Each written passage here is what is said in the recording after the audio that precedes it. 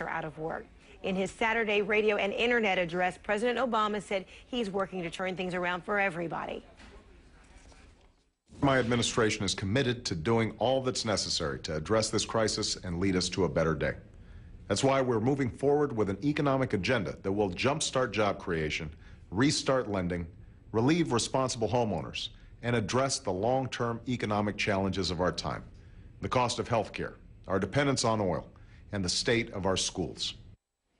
So the state of housing is something else the White House is grappling with. The promise coming from the Obama White House is that the new mortgage modification plan can help avert some 4 million foreclosures. So we've been taking in your iReports as well. Many people very vocal about it all. Scott Bratcher of Cape Coral, Florida, has been going around and around with his mortgage company trying to get some answers. He sent us this video commentary. My house is worth a third of what it was when I bought it 4 years ago. And what the American people need, who are upside down in their mortgages like we are, is a write-down. My bank is unwilling to do a write-down, and they're only willing to do a refinance if we come current on a mortgage, and that's just not feasible. And what's worse is my bank or my mortgage company is owned by one of those big banks that ended up going bankrupt a year ago. I'm just afraid that we're screwed. All right, people are very upset about it, very worried about how this is impacting their personal lives in a lot of different ways. So let me reintroduce to you our guests. We're having a great discussion here. Rob Hawley is a realtor here in Atlanta.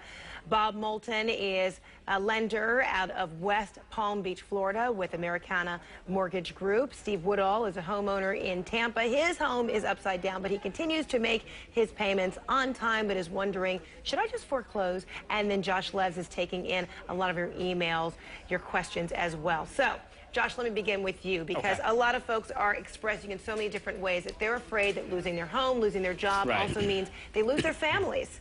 Yeah, that is one of the things we're hearing about. Let's get right to one of these emails. I'll show you. It's interesting. This says, it's from Pat. How do I handle a relative's foreclosure when we were the co-signers almost 10 years ago and now have our own financial problems? Pat, Fred, I pulled this up because this isn't the only one about this. A lot of people were co-signers. Now their families need them, and they have their own problems. What do you do?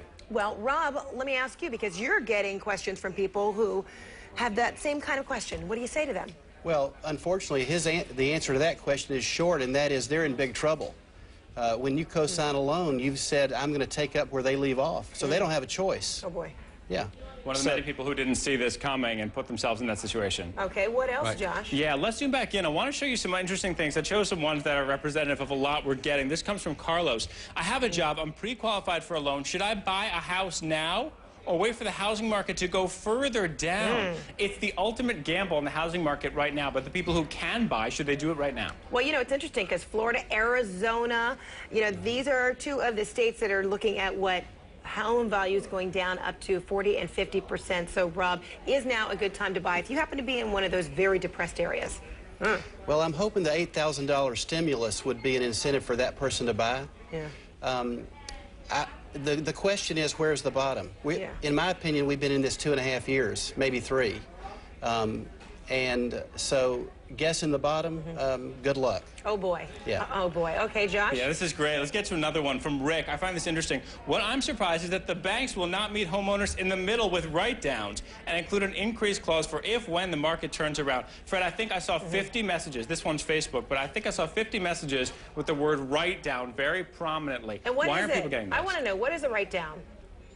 Bob. Well, let me, a write-down is when a bank will accept a portion of the outstanding mortgage balance. But there's two other things that need to be addressed here. Okay. Homeowners should look at short sales. Short sales have become very common, where a homeowner will sell a house for less than what the outstanding mortgage balance is, and the bank will forgive the portion that is the difference between what they sell the house for and what the outstanding balance. The other thing homeowners can look at is giving the bank the deed in lieu of the house. So if they can't make the mortgage payment, they can't sell it, give the bank the deed, say, here, take the house, and then they can walk away. So, Steve, that would not tarnish their credit as bad as a short sale. Okay, so Steve, you are in this predicament. You're hearing it now. You're hearing all these experts with all different kinds of opinions. Are you hearing anything that is giving you a new idea or kind of a new lease on this point forward with your situation, your upside down or underwater home? and whether you keep it and whether you foreclose. You hearing anything you like, Steve? Yeah, I mean, I like that there's a possibility to potentially lower my payment, but I don't know the outlook for, am I going to regroup on my payment? You know, I have basically 5 years left on my adjustable mortgage, and am I going to be back to where I can refinance, or am I going to regroup on that $100,000 I'm upside down in 5 years? Who knows? I guess I'm hearing some positive to lower my payment, which is what I want to do, but then I'm still sinking money in a lost asset. So yeah. I'm not sure yet. I'm still praying about it. What's this doing to your family, your relations at home? You got a 4-month-old baby at home. Your wife's at home. Is this stressing you guys out? I mean, you're having a hard time even enjoying your new baby because you're worried about the bills and this mortgage. I mean, yeah, there definitely is an extra sense of stress. My wife is very great and supportive in whatever we do, and having the baby is a great thing. He's awesome. Ultimately, I definitely believe the Lord's our provider, and so we're trusting it's all going to work out. Still, that's why I called Rob last month. Hey man, what should I do? I still don't know. We're trying to figure it out. And what did you say to him, Rob? Well, he called me and he said, Rob, I got a problem. Should I stop making my payments? Yeah. And he related the story, and he said, I have an interest-only loan, and my lender says they won't talk to me unless I'm behind in my payments. So my choice is make my payments on a $250,000 mortgage on an asset that's worth $180,000 or stop making my payments. He said, I'm 28 years old. If I lose the house in 7 years, my credit will be fine. I can save money and rent. And so that's a hard question. And it's hard to accept anybody to accept that, you know what, my option is I should default. I should go ahead and foreclose, because you do think about, you know, your credit rating. So we're going to talk about that, your options. Why in the world are we even thinking about foreclosure as being an option, not necessarily, you know, I guess the default, but a real option. And the mortgage modification. It's supposed to be free for everybody, but watch out. There are scams already. All right, so welcome back. So if you do qualify for the White House refi or mortgage modification plan, it should not cost you a penny, reminds us, says financial analyst John Hope Bryant of Operation Hope. Do not pay $400 to $1,600 to some so-called non-profit credit counseling agency to modify, to supposedly modify. Save that. If you have that money, save that and maybe put it toward your mortgage or something to actually save your home. It's worse. It's a fraud. You're being pimped again, because these folks will put a lawyer on your case that then won't. The lawyer is the only person who can talk to your lender. You need to call your lender. As soon as you call your lender, the lender will stop foreclosure proceedings. Okay, so we spoke last hour, and we are still talking because this is something that really gets under the skin of so many people, trying to save your home, trying to avoid foreclosure, all of that. So Rob Hawley is a realtor here in Atlanta.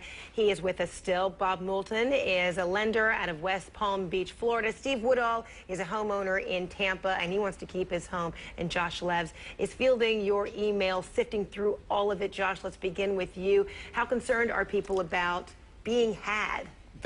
Very concerned. And like I told you earlier, they're not trusting the system right now. I'll mention quickly, if you're just joining us, it's weekends@cnn.com or the Facebook page. You'll see my name, Josh Leves, CNN. Let's zoom in. I want you to see this question right here, and I'll summarize it. Basically, this family makes over $250,000, has $300,000 in the bank, but they still are not allowed to refinance. And the reason that they're given is that the LTV, the loan-to-value percentage, is the same from when times were good, and our home has lost some value. And she asked, this is Chris, how is this right? How is this going to fix this mess? And Fred, I think I've heard from more than 20 people who have plenty of money at this point and still are not allowed to refinance. How can they fix that? Okay, so Rob, I wonder, since most people are dealing with their homes dropping value in some 15%, is there anything you can do to increase the value of your home when everything else around you says it's diminished? Is there any help for this person?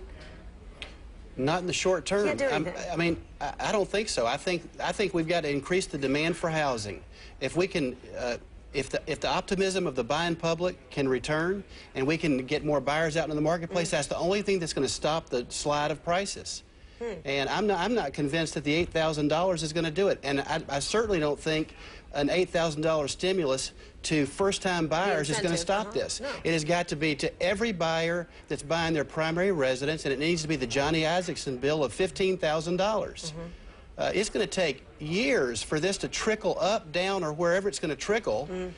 For this only to be addressed to first-time buyers. All right, Josh, anybody optimistic about this scene out there? I promise I'll give you some optimism by the end of the show. I have that. It's just not already on the board. It's a different place. But unfortunately, no. When we ask for what questions, else is getting folks goat? Let's zoom back in. A lot of questions coming in the Facebook page here. I want you to see this. I think it's a great question. Weezer says it might be moronic.